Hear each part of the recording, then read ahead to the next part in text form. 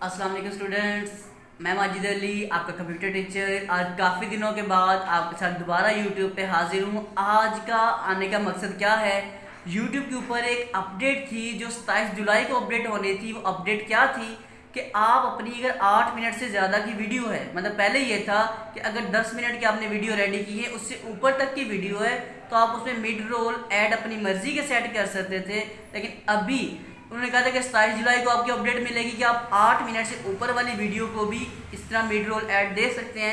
लेकिन मैंने 27 जुलाई को चेक किया, मुझे ऐसी कोई अपडेट नहीं मिली। लेकिन अभी मैंने अपनी वीडियोस के ऊपर चेक किया तो यहाँ से आप अपनी अर्निंग को 4 गुना ज़्यादा इंक्रीज कर सकते हैं इसी ऑप्शन को ऐड लगाने से।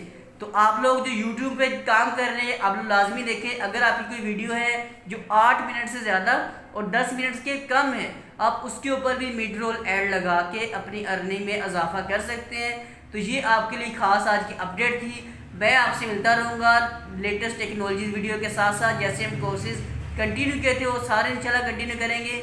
बहुत जल्द वापस आऊँगा आपके साथ। और आप तमाम दोस्तों को मेरी तरफ से ईद मुबारक। मिलते हैं नेक्स्ट बहुत जल्द। अल्लाह हाफिज़, बाय बाय।